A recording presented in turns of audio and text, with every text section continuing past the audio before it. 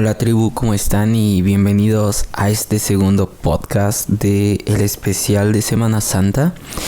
Y bueno, estoy viendo que ya es Semana Santa y me está ganando el tiempo, entonces voy a tratar de meterle un poquito más de velocidad. Pero es mucha información y no quiero que pierda nada, ¿vale? Entonces, bueno, empezando de lleno.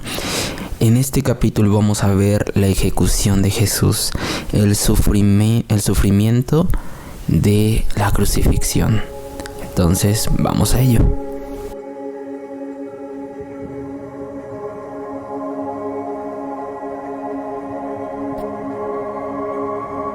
Muy bien. En el anterior podcast, si es que no lo viste como tal, bueno, no lo viste, no lo escuchaste. Si no lo escuchaste, hablé de los 4 juicios que enfrentó Jesús, pues anterior a toda esta crucifixión, ¿vale? Entonces, si no los escuchaste, te recomiendo mucho los escuches para tener como el contexto más amplio de todo lo que sufrió Jesús en esos juicios, ¿vale? Teniendo en cuenta que en esos juicios ya él había sido maltratado físicamente, le habían escupido en el rostro, lo abofeteaban y demás. Entonces, teniendo eso en cuenta, ya cuando llega a este proceso en el cual ya va a ser crucificado, antes de eso, por ejemplo, yo mencionaba que Pilato como tal no encontró nada malo en él, pero por miedo a la gente, él decidió pues crucificarlo, hacerle caso a las autoridades judías de ese tiempo, al Sanedrín, para pues no buscarse le tenían miedo básicamente a la furia de la gente, a la furia de la multitud, del pueblo que había sido manipulado por el Sanedrín. Entonces básicamente lo que Pilato hace es que le pida a sus soldados ahí en el pretorio que hagan todo lo que se les pidió pues el Sanedrín como tal. Entonces, y están ahí en el pretorio, lo están lastimando. Es cuando le dan los latigazos que todos conocemos, que hemos visto en las películas, que en la película de la Pasión de Cristo es muy gráfico, y la verdad sí, yo lo veo esa escena y a mí me rompe el corazón. Pero bueno, llegando a esa parte, quiero dar algunos datos que considero son necesarios conocer para entender un poquito más este acontecimiento de la crucifixión, ¿vale?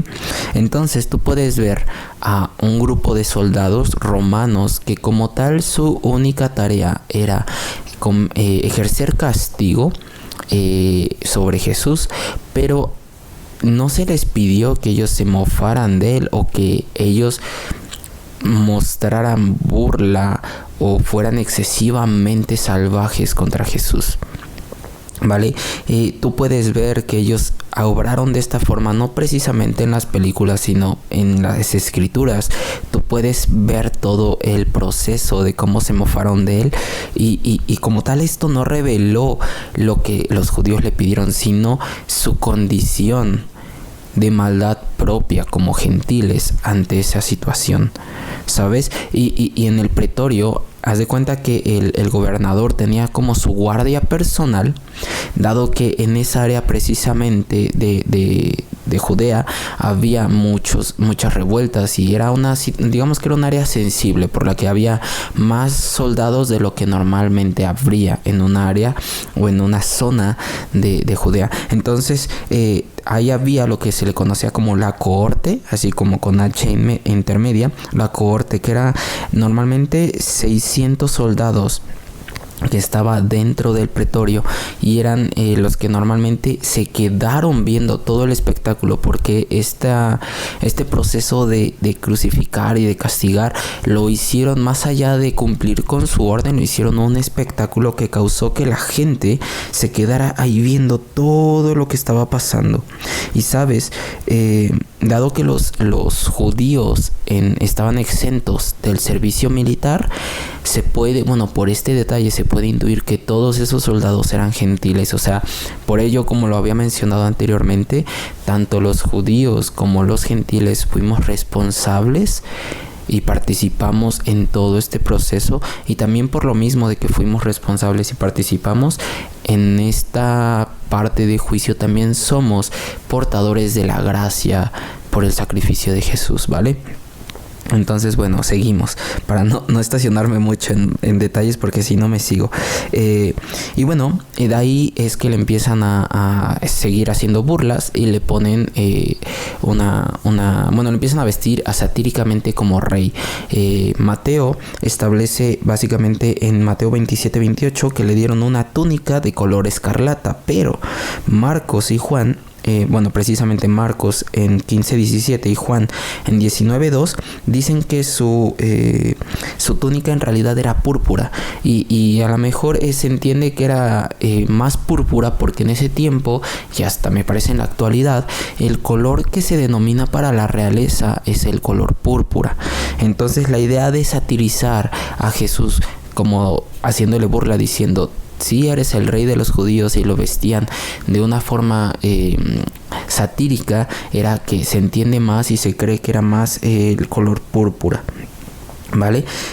O era un color muy parecido al púrpura, que es lo que lograron encontrar los soldados, ¿vale? En ese tiempo el César llevaba una corona de laurel. Es como estas coronas que se ven en los Óscares, no sé si las han visto, o en los premios que ponen nominado a tal y alrededor hay unas coronas. Ese es el laurel.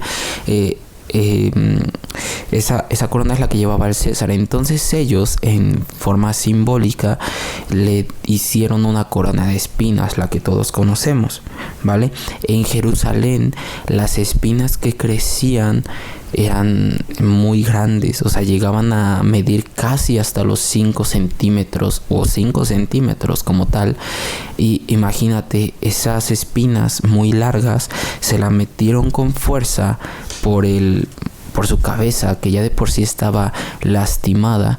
Se la metieron con fuerza para hacer sátira de que él era el rey de los judíos. Ahora, además, se menciona más adelante en Juan 19, me parece, 19:3, que le dieron una caña en sátira de igual, que llevaba como su cetro, que llevaba un rey.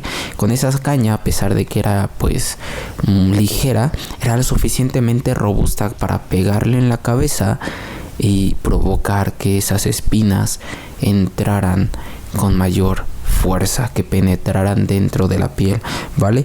Igual en este proceso se arrodillaban ante él y se postraban diciendo: salve, rey de los judíos. Es algo que ellos hacían mientras le pegaban. Y también te pido una disculpa si es que estoy siendo muy gráfico con todo lo que te estoy diciendo, pero la intención es que veas todo este proceso, y mi intención es ser gráfico en todo esto, porque no podemos entender el sufrimiento de lo que pasó Jesús sin ser gráficos y sin ser profundos, y tratar de expresar a mayor detalle todo lo que él sufrió, ¿vale? Y sin importar todo esto, Jesús sufrió en silencio. A pesar de que lo amenazaban, lo injuriaban, él sabía que quien iba a juzgar justamente era Dios. Y esto se viene mostrando en 1 de Pedro 2:23. Es como un dato extra. Jesús sabía que él estaba cumpliendo el propósito del Padre con paciencia, y soportó la burla y la humillación y toda la vergüenza. Y esto me encanta porque es algo que se había, mencionado mucho antes con el profeta Isaías, y esto lo encuentras en Isaías 50, los versículos 6 y 7, y dice lo siguiente: di mi cuerpo a los heridores y mis mejillas a los que me mesaban la barba. No escondí mi rostro de injurias y disputos, porque Jehová el Señor me ayudará, por tanto no me avergoncé. Por eso puse mi rostro como un pedernal, y sé que no seré avergonzado. Wow, o sea, te puedes poner a investigar la profundidad de estas palabras. A pesar de todo lo que estaba viviendo, Jesús tenía su completa confianza en el Padre. ¿Cuántos de nosotros, cuando estamos viviendo algo que nos puede dejar en vergüenza, o nos está humillando, nos está haciendo sentir mal, cuántos podemos decir: yo sé que mi confianza está en Dios y no seré avergonzado? Y hay veces que en ese momento actuamos en emociones y decimos, Dios, ¿por qué me está pasando esto? Wow, qué fuerte. Yo cuando leí este versículo con este entendimiento me traspasó. Y sabes, a las víctimas de crucifixión en ese tiempo las obligaban a cargar su cruz. La cruz era lo suficientemente grande para cargar, o bueno, para poder crucificar a un hombre adulto, por lo que se piensa, se ha hecho la investigación de que podría pesar un máximo o un promedio de 90 kilos. O sea, quiero que te imagines esta escena. Cargar una cruz de 90 kilos a un hombre que fue lacerado de la espalda, que previamente estaba desvelado, no había dormido, todo el estrés de los juicios, la habían golpeado muchas veces en el rostro. Seguramente su rostro ya estaba hinchado, ensangrentado, estaba humillado, lo habían avergonzado, lo habían escupido, había soportado ya el viaje de ir, lo habían traído de lado a lado entre los juicios, entre los 4 juicios que mencionamos anteriormente. Y a pesar de todo eso, de toda la burla que le hicieron, cargar la cruz en esa sensación de cansancio. Imagínate, tú te desvelas trabajando un día y al otro día estás como de que no aguantas. Tu cuerpo está cansado. Ahora imagínate todo este proceso de estrés. Wow.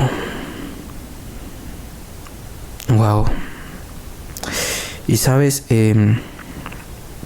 la Biblia menciona que Jesús necesitó ayuda para llevar la cruz. Llegó un momento en el que él ya no pudo cargarla, y esto de verdad es bíblico. Se menciona en Mateo 27:32, cuando mencionan a un hombre de Cirene llamado Simón, que fue obligado, o sea, no es como que él se haya ofrecido, él fue obligado por los soldados romanos a ayudar a Jesús a cargar la cruz. Y sabes, el último mensaje público de Cristo se pronunció en el camino al Calvario. Y esto lo encuentras en Lucas 23, 27 al 31. Y lo voy a leer, ¿vale? Para que se den contexto de lo que estoy hablando. Y dice: y le seguía gran multitud del pueblo y de mujeres que lloraban y hacían lamentación por él. Pero Jesús, vuelto hacia ellas, les dijo: hijas de Jerusalén, no lloréis por mí, sino llorad por vosotras mismas y por vuestros hijos. Porque aquí vendrán días en que dirán: bienaventuradas las estériles y los vientres que no concibieron y los pechos que no criaron. Entonces comenzarán a decir a los montes: caed sobre nosotros, y a los collados cubridnos. Porque si en el árbol verde hacen estas cosas, en el seco, ¿qué no se hará? ¿Vale? Y yo, para serte sincero, al inicio no entendía muy bien este mensaje, ¿sabes? Yo me ponía en la escena y yo decía, ¿por qué Jesús hacía eso? ¿Por qué Jesús les dio ese mensaje?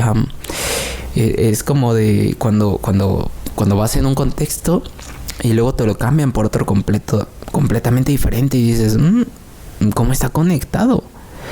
Y investigando y preguntando a Dios, y sabes, parte del mensaje hacía referencia a Oseas 18. Y dice: y dirán a los montes, cubridnos, y a los collados, caed sobre nosotros. ¿Sabes? Era una advertencia de lo que iba a venir después. ¿Sabes? O sea, yo me pongo a pensar en este contexto. Y Jesús, aún en ese momento, estaba cargando esta carga de cosas que iban a pasar después de su muerte. ¿Vale? Y ahorita te voy a dar un contexto más amplio de esto que estoy diciendo, porque si me voy hasta ese punto los voy a perder, ¿vale? Entonces, bueno, desmenuzando este mensaje, digamos que una de las bendiciones más grandes que existía en ese tiempo era que una mujer pudiera dar hijos, ¿vale? Entonces imagínate en este mensaje cuando Dios dice: bienaventuradas las estériles. ¿Sabes? Y también cuando dice, si en el árbol verde sucede esto, ¿qué pasará cuando esté seco? O sea, en ese tiempo eran buenos tiempos. O sea, era un buen tiempo para la ciudad, era un buen tiempo para el país, por así decirlo. Y básicamente lo que estaba diciendo Jesús es de... bueno, el árbol verde representaba como fruto.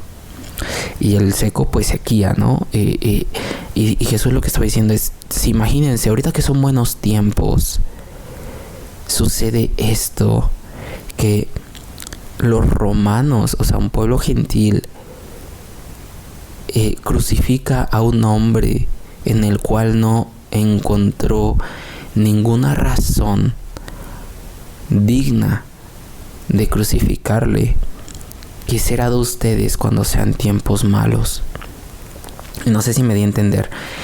Voy a explicar literal un poquito más este concepto. Poncio Pilato no encontró nada malo en Jesús y él mismo lo dijo, pero por presión del pueblo lo crucificó. Entonces para ellos fue como de, pues yo no encuentro nada malo, pero lo voy a crucificar porque ustedes me lo piden. Entonces le está diciendo Jesús, si ahorita que es tiempo bueno, los romanos... pues así como de porque sí están crucificando a alguien al que ellos no consideran culpable, ¿qué pasará cuando sean tiempos malos y ellos actúen con violencia? ¿Sabes? Y esto se refería a tiempo después que es más o menos ahí por el 70 después de Cristo, cuando el ejército romano asediaría Jerusalén, la destruiría por completo el templo y masacraría a miles y miles de judíos mediante la crucifixión. ¿Sabes? ¿Te imaginas? Cristo había hablado todo esto pensando en ese momento, o sea, todavía dentro de este proceso de crucifixión, él llevaba dentro esta carga. Y esto viene en Lucas 19, 41 al 44, por si es que lo quieres buscar. ¿Te imaginas? Ay, igual disculpa si hago pausas, pero es que de verdad empiezo a leer esto y lo empiezo a entender y me penetra muchísimo. Y sabes, más adelante tú conoces, ¿no? Que Moisés mencionó, maldito el hombre que es colgado en un madero, y eso me parece, viene en Deuteronomio 21, 22 al 23, si es que mal no recuerdo, pero ahí viene.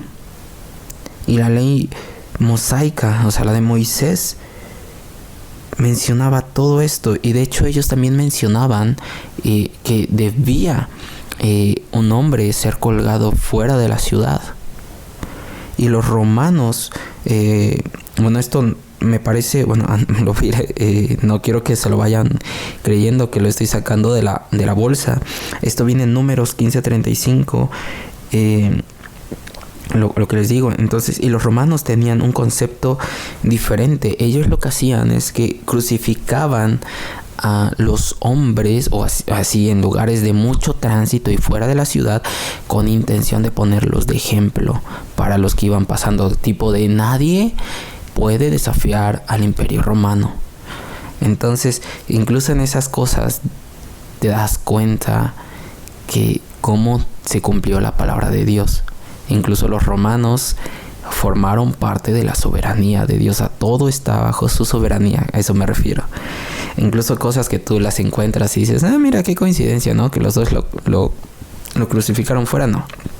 Todo es parte de la soberanía de Dios. Y como dije en el anterior podcast, todo detalle de la muerte de Jesús fue orquestado y fue planeado por Dios para un propósito específico. Muchas cosas, como ahorita les estoy diciendo, que yo no comprendía, las vas investigando y le pides revelación a Dios y te las va dando. Y hay otras muchas que igual no se comprenden por completo, ¿vale? Entonces es seguir indagando y seguir diciéndole a Dios, ayúdame. Muy bien, pasando más adelante. Ya en la crucifixión ya está Jesús colgado. Una de las cosas que se menciona es que a él le dieron, muchos dicen es vinagre, otros dicen que es hiel, otros dicen que es mirra. Entonces lo que sí se menciona es que le dieron una bebida amarga, y esa bebida amarga tiene muchos posibles significados. Lo que sí es cierto es que fue profetizada, es decir, o sea, lo encontramos con mucha anterioridad en escrituras como en el Salmo 22, ahí se menciona. Y también pues ya, o sea, donde quieres ver donde Jesús literal dice que le dan esta bebida, me parece lo encuentras en Marcos 15:23, y ahí se encuentra como todo este detalle. La vinagre y la hiel se cumplían en la profecía mesiánica del Salmo 69, 19, 21. Creo que no era en el Salmo 22, debo de revisar, pero en el donde sí está seguro, ahorita que vi mis notas, es el Salmo 69, 19, 21, y te lo voy a leer. Dice, déjame ver si lo encuentro en una versión diferente, porque ahorita la que tengo es la Reina Valera, pero voy a tratar de encontrarla en una un poquito más, digamos, fácil de entender. Y la voy a leer en la Dios habla hoy, ¿vale? Dice lo siguiente: tú conoces las ofensas, la vergüenza y la deshonra que he sufrido. Tú sabes quiénes son mis enemigos. Las ofensas me han roto el corazón. Estoy sin ánimo y sin fuerzas. Inútilmente he buscado quien me consuele y compadezca. En mi comida pusieron veneno, y cuando tuve sed me dieron a beber vinagre, ¿vale? Entonces acá es donde se menciona lo de la vinagre, ¿vale? Para aquellas personas que dicen, no creo que hayan dicho con anterioridad todo lo que iba a vivir Jesús. Si te pones a investigar, imagínate, desde Salmos hasta que pasó esto, pues sí, fue profetizado. Muy bien, de ahí vamos a pasar ya a lo que es la crucifixión. Y es que es un sufrimiento que lo sigues analizando. Hay incluso un video que encontré en YouTube que te mencionan como en datos científicos físicamente todo lo que iba sufriendo Jesús, que en ese momento, digamos, como enfermedades y por todo lo que había pasado antes a cargar la cruz, sí te deja súper boquiabierto de todo lo que soportó. Bueno, pero bueno, vamos a pasar a todo lo que representa esta crucifixión. Muy bien, y digamos que vamos a encontrar el propósito de la crucifixión, porque muchos dicen, sí, murió por mis pecados, pero todo esto tiene, o como les dije, algo orquestado desde el inicio, y esto lo encuentras en el Génesis, o sea, en el primer libro, el libro de los orígenes de la Biblia. Y esto lo encuentras en los primeros capítulos, Génesis 3:15, en el cual habla y se explica que digamos como la simiente entre Satanás y la mujer, por así decirlo, y se presagian detalles importantes concernientes al conflicto entre la descendencia, como dije, de Satanás y de la mujer. La promesa respecto al victorioso renuevo de la simiente implicaba que fuera herido en el talón, ¿vale? Se menciona lo que es la cabeza, que la mujer iba a aplastar la cabeza de la serpiente, y esta serpiente la iba a herir en el calcañar, que básicamente es el talón. Muy bien, si te pones a ver todo este detalle, se menciona esta promesa en el Salmo 22:16, y hay muchos detalles en cuanto a toda la crucifixión. Por ejemplo, cuando dice horadaron mis manos y mis pies, si te pones a investigar la forma de la crucifixión, aunque muchos de los evangelios no brindan muchos detalles, la mayoría de las cosas que se conocen hasta ahorita son conjeturas. Cuando se unen los 4 evangelios te das una idea de cómo fue esto. Y es que, por ejemplo, en ese tiempo mucho se cree que los clavos lo hicieron a la altura de las palmas, pero en realidad no, porque los tendones y digamos que toda la estructura de la mano no podría haber soportado el peso. Bueno, los clavos, digamos, hay el peso de todo el cuerpo. Entonces, en realidad, lo que hicieron fue hacerlo en las muñecas, dado que la estructura de la muñeca sí podría haber soportado el peso del cuerpo, además de que igual hay descubrimientos de crucifixiones del siglo I en el cual se dan cuenta que en los pies el clavo penetraba por la parte de enfrente del pie y penetraba hasta el talón. Por eso se llega a concluir que esta parte que se cumple de la profecía de herir el calcañar, ¿vale?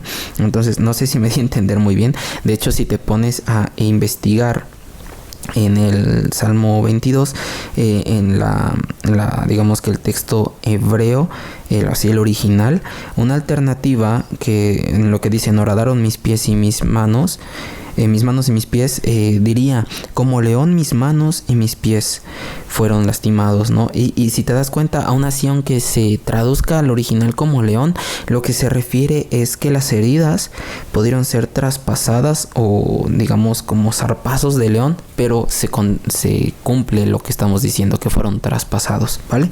Entonces de ahí no deja nada más.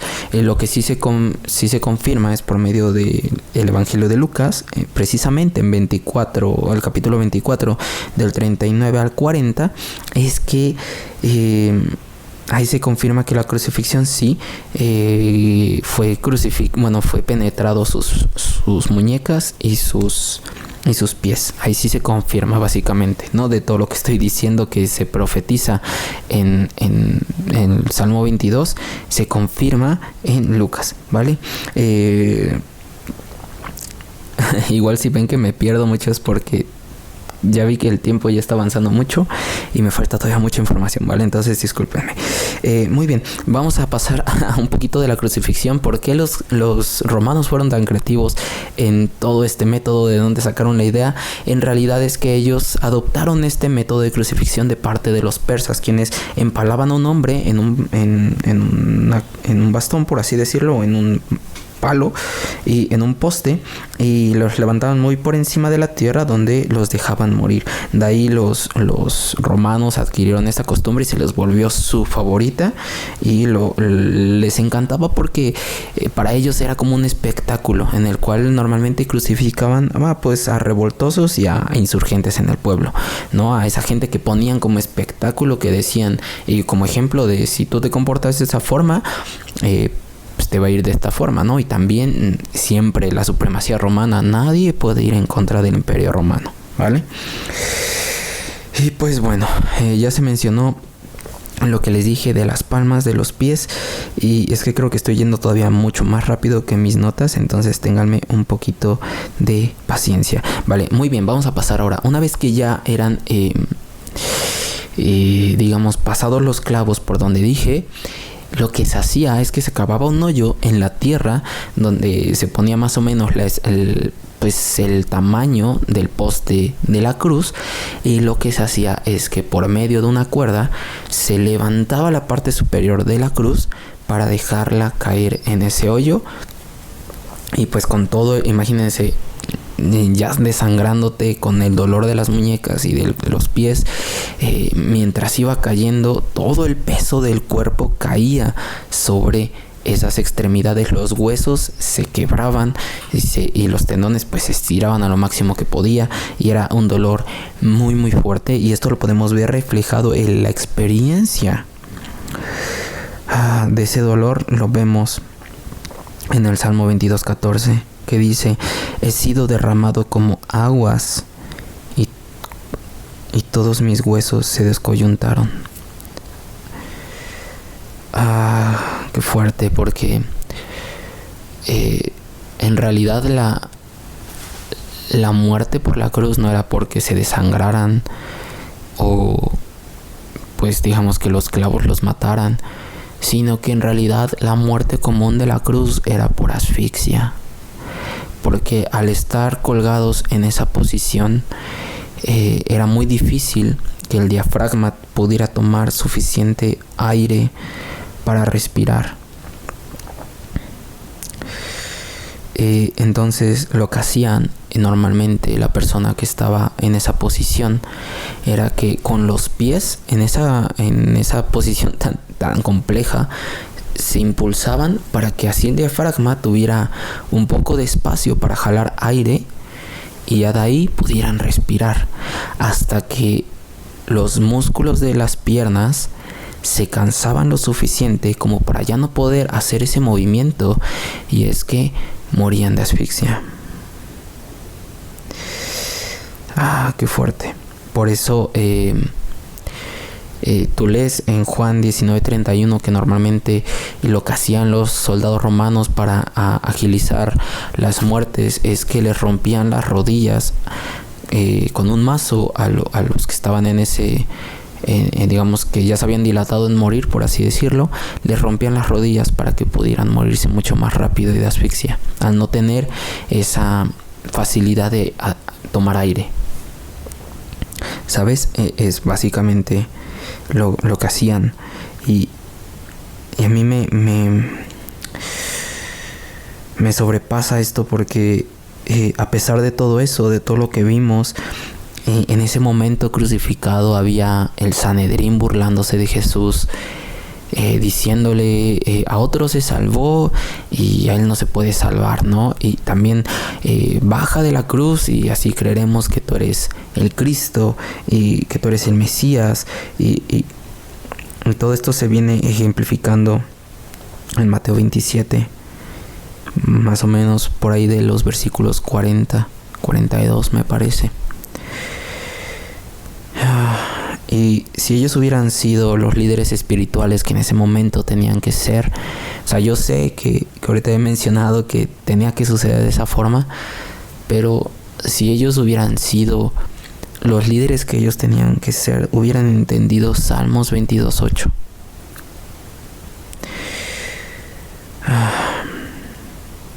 Tenían una relación tan profunda con la religión, pero no tenían ninguna relación con Dios.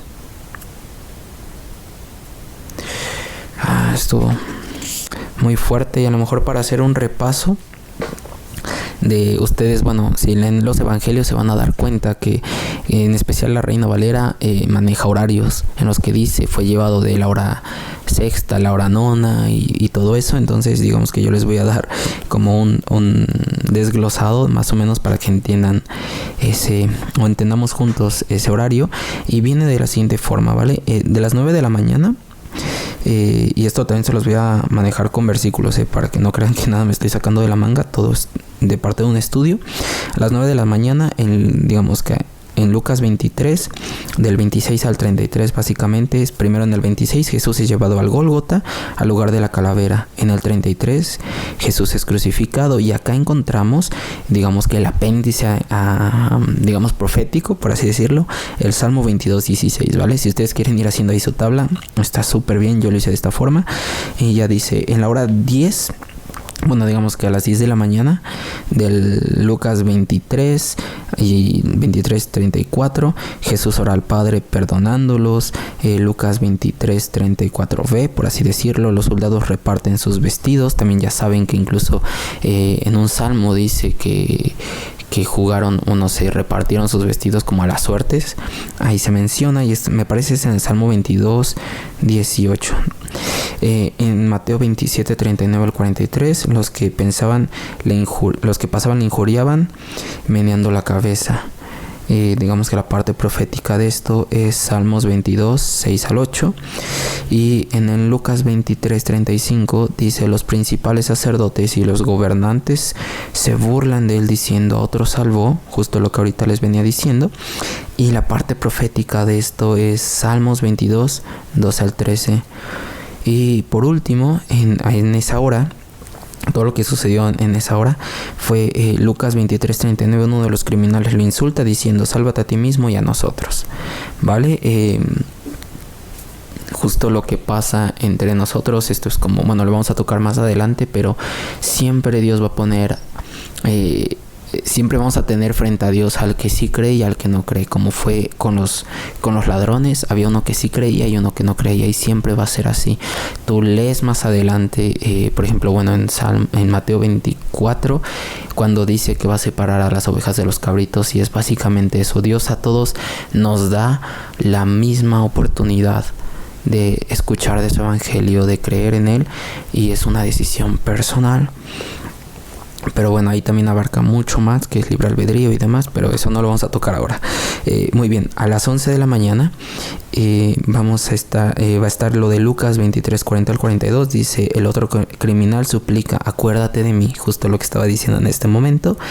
Lucas 23, 43, Jesús le asegura, hoy estarás conmigo en el paraíso. Vaya que tenemos un Dios misericordioso. Y luego en Juan 19, 26 al 27, Jesús dice, mujer, y tu hijo, y viceversa, ¿no? Entonces,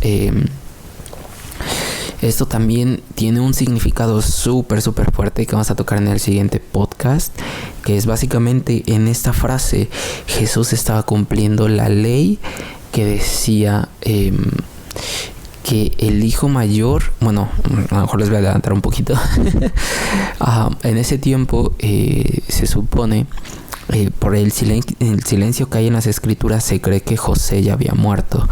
Entonces estaba la ley que decía que al fallecer el padre, el hijo mayor se tenía que hacer cargo de su madre. Entonces, con esta frase él estaba encargando a Juan, su discípulo amado, que cuidara a su madre. Es súper fuerte, porque incluso en su muerte te puedes dar cuenta que Jesús cumplió la ley completamente, ¿vale?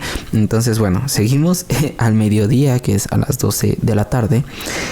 Vamos a encontrar Lucas 23:44. Dice que la tierra queda sumida en la oscuridad durante 3 horas. O sea, imagínate ese proceso. A la 1 de la tarde, en Mateo 27:46, Jesús clama diciendo, Dios mío, ¿por qué me has desamparado? Y esto lo encuentras al inicio del Salmo 22 como parte profética. En Juan 19:28 también nos dice Jesús, es cuando dice, tengo sed, y le dan a beber hiel y mirra. Ahora, hay algo que no mencioné de esto. Cuando le dan mirra, la mirra se utilizaba normalmente como anestesiante para adormecer los sentidos. Jesús lo escupe. ¿Por qué? Porque él quería experimentar completamente el pecado de la humanidad, no porque él fuera masoquista o algo por el estilo, sino porque él fue a cumplir una tarea y él quería experimentar por completo esa tarea. No quería que sus sentidos estuvieran adormecidos, sino quería cumplir con la voluntad del Padre por completo, ¿vale? Entonces también no expliqué hace un momento lo de la mirra, o lo de la hiel o el vinagre, como le dicen, pero tiene esa connotación también. Muy bien, de ahí pasamos a las 2 de la tarde, que lo vamos a ir viendo en Juan 19:30. Jesús declara, consumado es. Y esto lo encontramos proféticamente en el Salmo 22:31. Y también de ahí pasamos a Lucas 23:46. Jesús clama diciendo, Padre, en tus manos encomiendo mi espíritu. Y esto lo vemos proféticamente en Salmos 22, 19, 21. Y ya de ahí pasamos a la parte más extensa de que habla la escritura, que es las 3 de la tarde, que es donde acontecen muchas cosas. Y vamos a empezar en Mateo 27:51, la tierra tiembla y el velo del templo se rasga en dos. En Mateo 27:52, las tumbas se abren. En Mateo 27:54, un centurión proclama, verdaderamente este era el Hijo de Dios. O sea, imagínate ese momento que está pasando tantas cosas físicas y incluso los gentiles dicen, wow, este era el hombre al que nos burlamos, es del que profetizaron a los judíos, ¿no? Imagínate esa revelación, que no fue un judío, fue un centurión, pero bueno. De ahí pasa a... me quedé en el Hijo de Dios, muy bien. De ahí a Lucas 23:48, los que presencian el sufrimiento de Jesús se golpean el pecho, ahí estaban los religiosos y demás. En Juan 19:31-32, los soldados quiebran las piernas de los criminales porque ellos todavía no morían, muere primero Jesús. Por eso él cumple cuando cuando él dice, voy a preparar morada para ustedes. Esto está súper padre porque él murió primero, y cuando le dice al ladrón, te aseguro que hoy estarás conmigo en el paraíso, que eso le dijo en la hora, lo acabamos de leer, en la hora onceava, o sea, a las 11 de la mañana. Se lo dice en Lucas 23:43. Él le dice: estarás conmigo en el paraíso, porque Jesús en ese momento muere antes para recibirlo cuando esté ahí con el Padre. Imagínate, incluso la vida de este hombre ya estaba contemplada, el alma de este hombre ya estaba contemplada de antemano. Qué fuerte. Y de ahí ya los soldados atraviesan el costado de Jesús con una lanza. Esto lo encontramos en Juan 19:34. Y en Mateo 27, del 57 al 60, Jesús es sepultado. Y esto lo encontramos proféticamente en Salmos 22:15. Y en la hora sexta, que ya es lo más tarde, a las 6 de la tarde, comienza el día de reposo, ¿vale?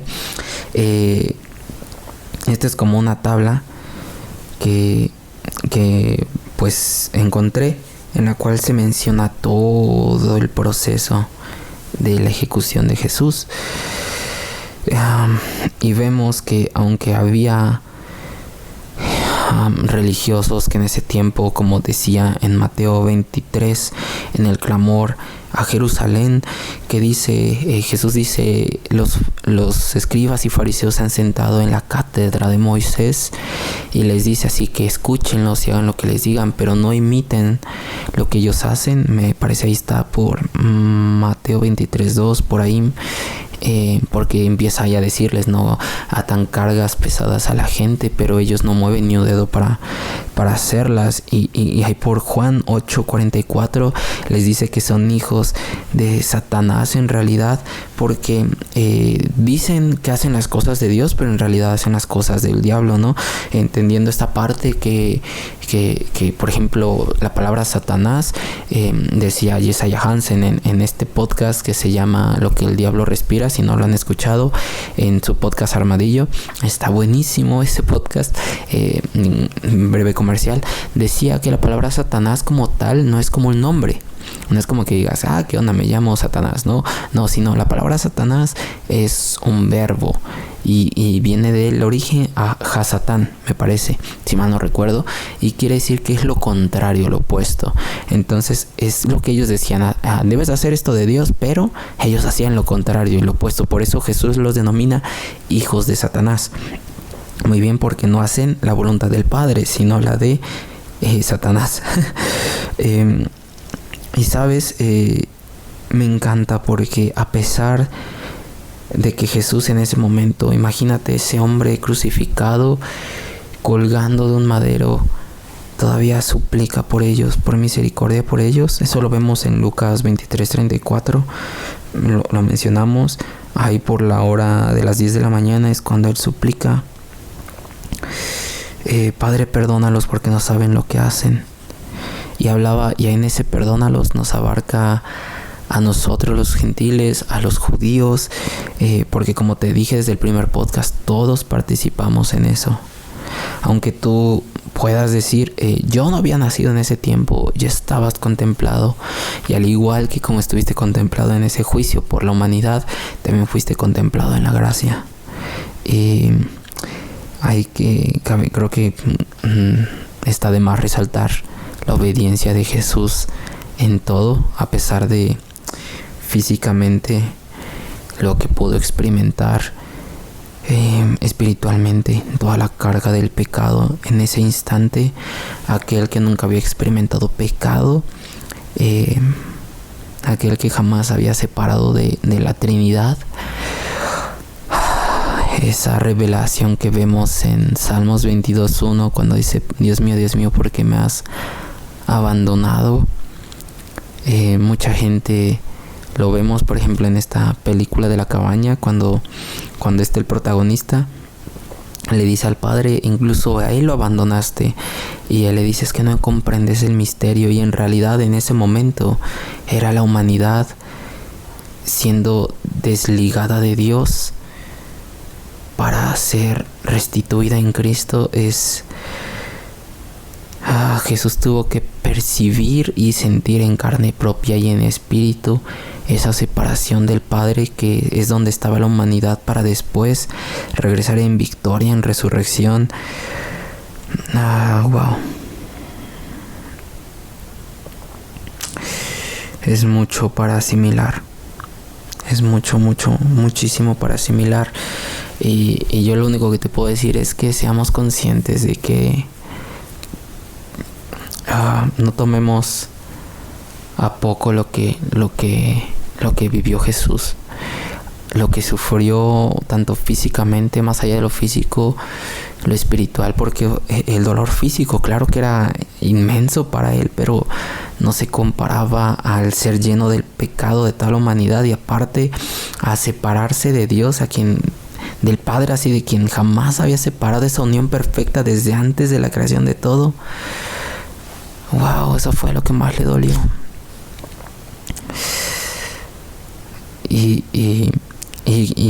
fui muy detallista con todo esto, y a lo mejor muchas cosas incluso se me quedaron cortas, pero traté de hacerlo para que pudiéramos comprender que no salimos baratos. Literal, Jesús llegó al infierno con la chequera del cielo y dijo: vengo a comprar a todos estos, traigo los recursos del cielo y vengo a comprarlos al precio más alto. Yo quiero que te imagines esa escena. Y hay veces que nosotros pensamos Semana Santa en un momento es como de conmemoración de todo esto que pasó, y decimos, Semana Santa es vacaciones, Semana Santa es tiempo de descanso, cuando en realidad sería, Semana Santa, el tiempo en el cual recordamos a nuestro Salvador, en el cual recordamos a quien dio todo por amor, al que recordamos que restituyó la imagen de Dios en el hombre, al cual nos dio su Santo Espíritu. Hay veces que atentamos contra nuestro propio templo, y como decía Pablo, si mal no recuerdo, dice: ¿acaso ignoráis que vuestro cuerpo es templo del Espíritu Santo? Es decir, la presencia más pura, bondadosa, benigna y buena de Dios habitando en tu cuerpo. Y hay veces que nosotros maltratamos nuestro cuerpo a la ligera y voluntariamente, y no respetamos esa presencia que habita en nosotros. Es mucho para asimilar. Todavía Jesús dijo: les conviene que yo me vaya, porque enviaré a un Consolador que va a estar con ustedes. Y te pones a imaginar que antes necesitaban profetas para escuchar la voz de Dios. Literal, era una persona que se metía en intimidad con Dios, eran escogidos, y luego ya salía al pueblo y todos: ¿Qué te dijo? ¿Qué tenemos que hacer? Y ahorita podemos ingresar a esa intimidad con tanta facilidad, y todavía nos atrevemos a decirle a veces a Dios: ¿por qué no me hablas? ¿Por qué no te experimento? ¿Por qué no te siento? Y lo tratamos de experimentar más como un dame, y no es como un estoy aquí para disfrutarte. No sé. Estoy hablando también mucho desde mi experiencia. Créanme que no estoy criticando a nadie. Estoy hablando mucho desde mi caminar con Dios, que mucho tiempo lo estuve experimentando como dame, y no como de: papá, aquí estoy para solamente estar contigo, así como dice Salmos, que es 24, si mal no recuerdo,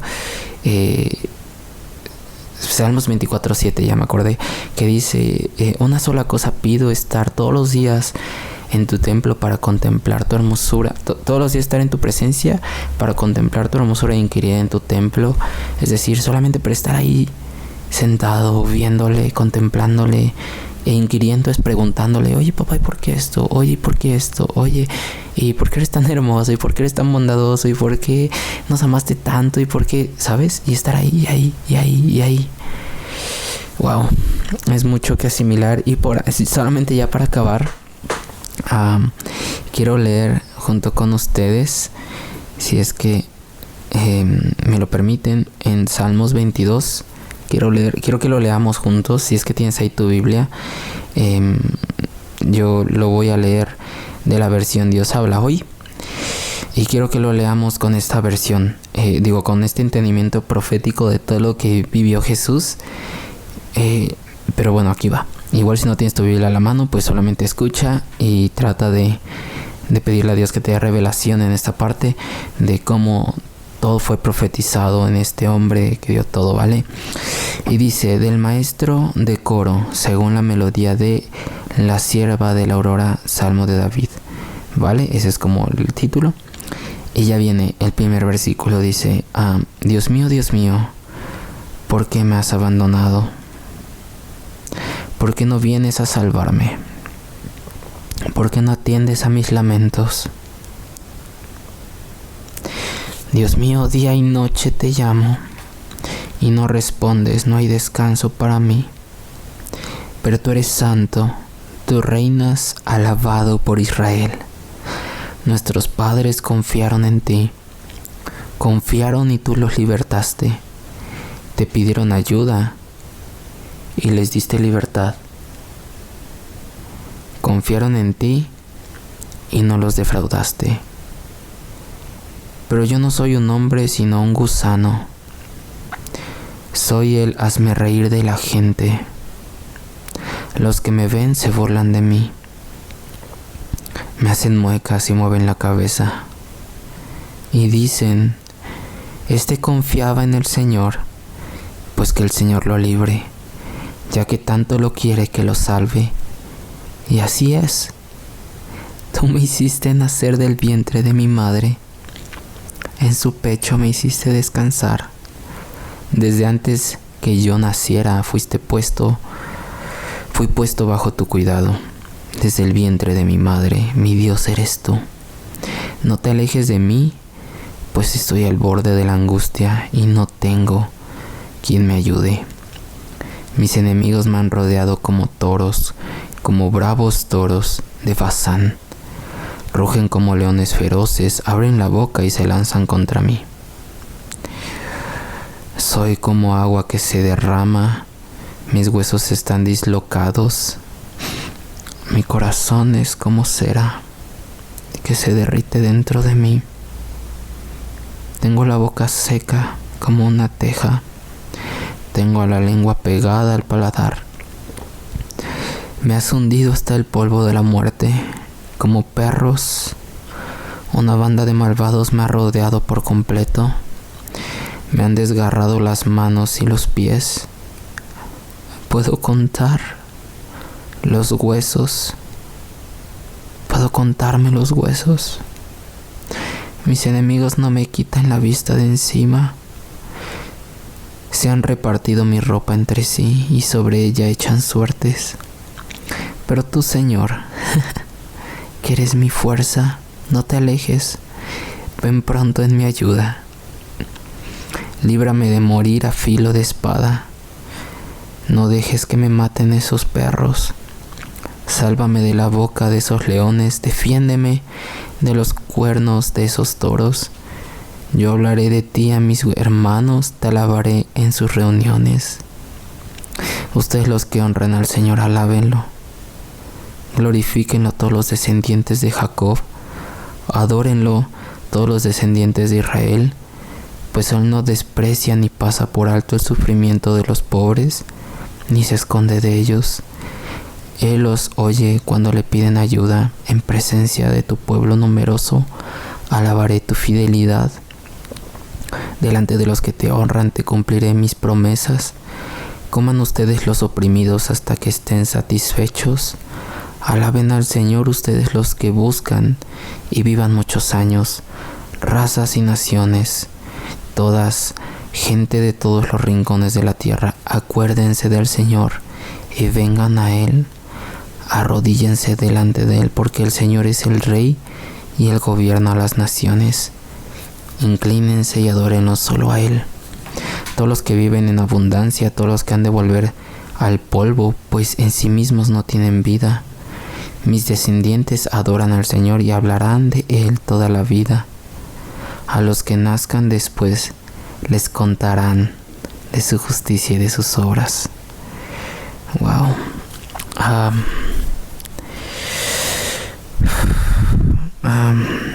Wow, es súper fuerte porque yo lo leo y puedo sentir que en esa cruz mientras él estaba colgado. Esos eran sus pensamientos, que dio a conocer a su pueblo muchísimo tiempo antes. Y hay frases que yo leo y ya es imposible que no derrames lágrimas, como cuando dice puedo contar mis huesos, como aguas me he desparramado. Es cuando la cruz cae sobre ese hoyo y cae todo su cuerpo. A eso se refiere, como aguas me he desparramado. Y está colgado, y por eso dice puedo contar todos mis huesos, de todo el dolor que siente. Puedo contar todos mis huesos, aun cuando dice soy más gusano que hombre, cuando va acercándose a la cruz y él ya está tan desfigurado, está tan lastimado, que su palabra es soy más gusano que hombre, de tan lastimado que está.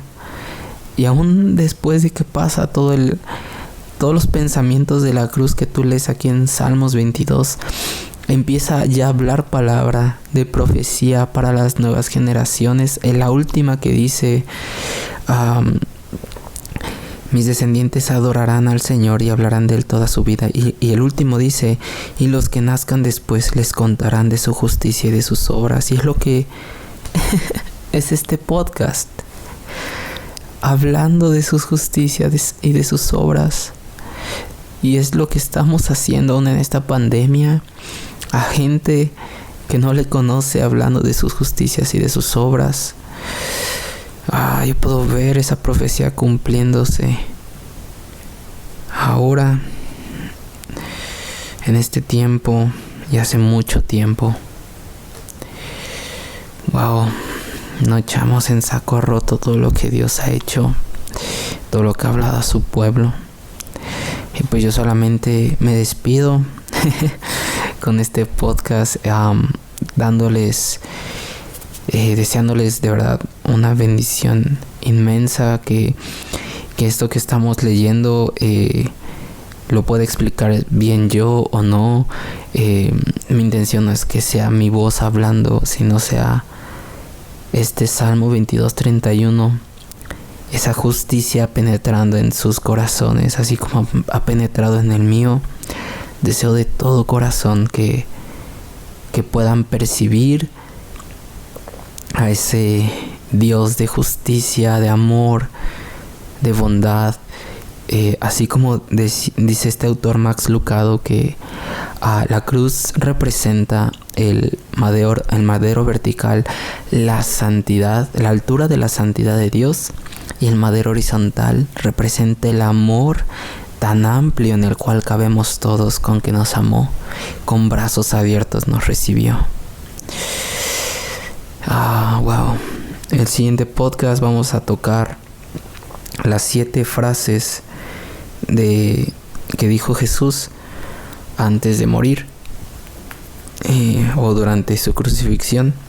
Y si nos da tiempo, tocaremos la resurrección. Si no, sería un último podcast, la resurrección. Voy a tratar de comprimir esta información porque no quiero también que sean muy tediosos esos podcasts, aunque la intención de este especial es que sean de estudio más que nada, darles temas como no temas como tópicos que no son como muy asequibles, digamos, que cuando lees la escritura, sino que se obtienen por medio de investigación. La intención es esa, hacerles un poquito más amplio el panorama, pero no tanto como hacerlo tedioso, sino despertarles un poquito el hambre, y también pues darles un poquito de lo que yo investigué. Claro que hay mucho más, y si ustedes llegan a investigar más, me encantaría me lo compartan en los comentarios, en todos los podcasts de cada tema que se toque. Me bendecirían muchísimo. Y pues bueno, aquí nos despedimos hasta el siguiente podcast. Les mando un abrazo enorme y que Dios los bendiga muchísimo en cualquier lugar que estén y estén escuchando este podcast. Hasta luego.